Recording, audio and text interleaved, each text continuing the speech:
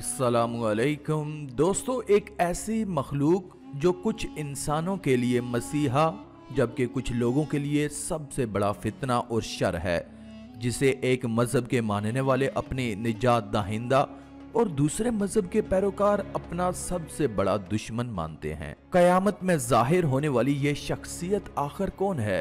जब वो जाहिर होगा तो दुनिया में कैसा फसाद मचाएगा और क्या दौरे हाजिर में उसके आने की तैयारियां मुकम्मल हो चुकी हैं? दुनिया की बदी के दो बड़े नामों में एक नाम शैतान का है और दूसरा दज्जाल। कहते हैं कि अल्लाह तबारक व तआला ने दज्जाल को पैदा फरमाकर मशरक की जानब कुराए अर्ज के किसी दूर दराज जजीरे में कैद फरमा दिया था। दज्जाल दुनिया का सबसे ज्यादा काबिल नफरत शख्स है, जिसे अल्लाह के नबी हजरत मोहम्मद सल्लल्लाहु अलैहि वसल्लम ने दुनिया का सबसे बड़ा फितना करार दिया है और उसके शर से पनाह मांगने की दुआ फरमाई है। जबकि यहूदियों के नजदीक दज्जाल मूसा अलैहिस्सलाम के बाद सबसे ज्यादा काबिल इज्जत मोहतरम शख्सियत है, जिसे वो अपना मसीहा करार देते हैं। उनके अकीदे के मुताबिक मसीह अल दज्जाल हजरत दाऊद अलैहिस्सलाम की औलाद में से हैं, जो दुनिया में यहूदियत कायम करेगा और हजरत दाऊद अलैहिस्सलाम की बादशाहत को जिंदा करेगा।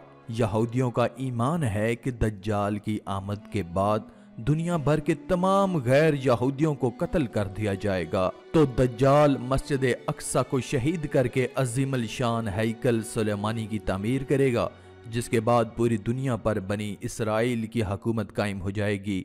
यही वजह है कि दुनिया भर के यहूदी एक तवील अरसे से न सिर्फ मसीह दज्जाल के आने का बड़ी बेचैनी से इंतजार कर रहे हैं, बल्कि आज उसके इस्तकबाल की तैयारियां भी मुकम्मल हो चुकी हैं। यहूदियों की मुकद्दस किताब तलमूद के मुताबिक दज्जाल इंसानों की तरह ही पैदा होगा और परवरिश पाएगा। उसके पास बहुत पुरअसर ताकतें होंगी। उन्हीं ताकतों के बलबूते पर वो यहूदियों का निजात दाहिंदा बनकर आएगा। यहूदियों के मुताबिक वो नस्ल इंसानी का अजीम बादशाह होगा।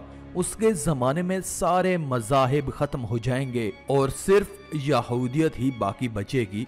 अगर दज्जाल की आमद की बात करें तो यहूदियों के मुताबिक दुनिया की उम्र 6000 साल है, जिसे वो जॉर्जियन कैलेंडर कहते हैं। उनके मुताबिक इस कायनात की तख्लीक से लेकर अब तक 2240 साल गुजर चुके हैं और 6000 साल के आखिरी सालों में मसीह दज्जाल की आमद होगी। इस्लामी किताबों में दज्जाल का तफसीली जिक्र मौजूद है और उसकी आमद के तमाम पेशनगोइयों को बयान किया गया है।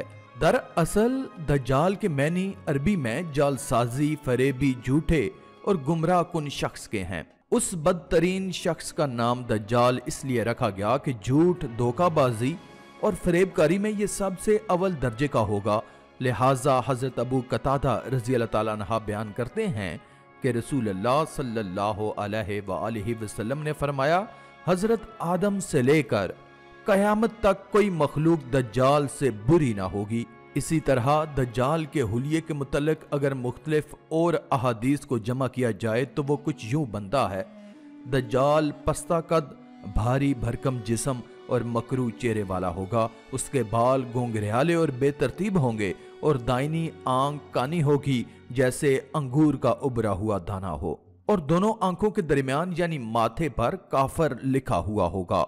अगर खरूज दज्जाल की बात करें तो यहूदियों के अकीदे के मुताबिक मसीह दज्जाल रूम के दरवाजे पर आएगा।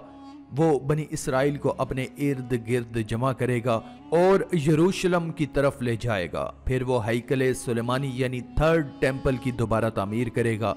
जबकि इस्लामी रवायतों के मुताबिक दज्जाल मशरक की सिमत में अस्फहान नामी शहर से निकलेगा और दज्जाल जमीन पर 40 दिन रहेगा, जिनमें से एक दिन एक साल के बराबर, एक दिन एक माह के बराबर और एक दिन एक हफ्ते के बराबर होगा, जबकि बाकी अयाम साल के आम दिनों की तरह होंगे। उस वक्त दज्जाल अपने गधे पर सवार होकर सारी दुनिया का चक्कर लगाएगा।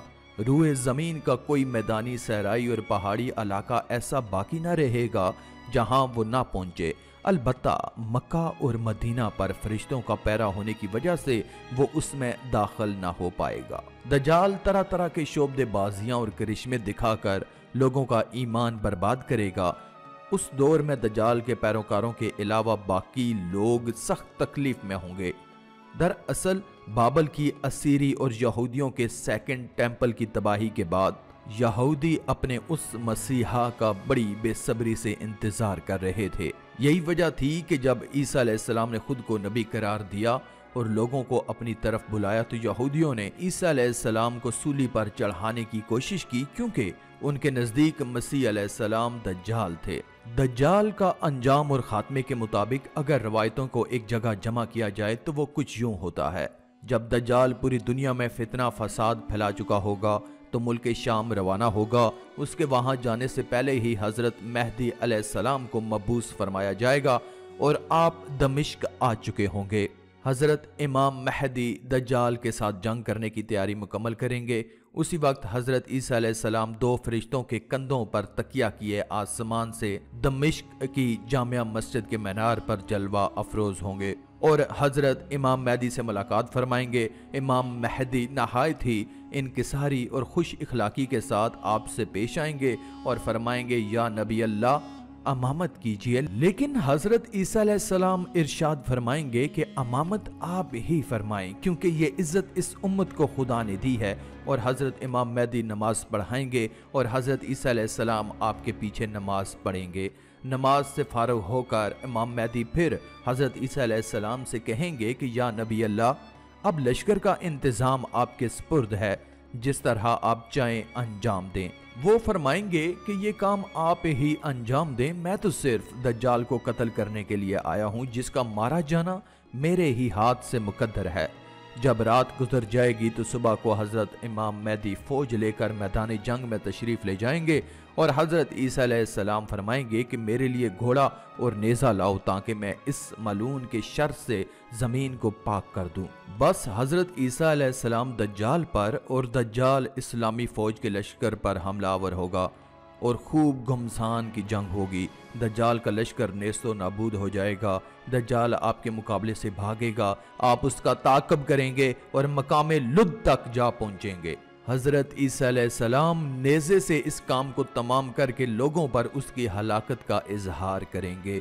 کہتے ہیں کہ اگر حضرت عیسیٰ علیہ السلام اس کو قتل نہ بھی کرتے تو بھی وہ آپ کے سانس سے اس طرح پگھل جاتا جیسے نمک پانی میں گھلتا ہے۔ آخر میں اللہ رب العزت سے دعا ہے کہ اللہ تعالی ہمیں نیک اعمال کرنے اور برائی سے بچنے اور بچانے کی توفیق عطا فرمائے، آمین یا رب العالمین۔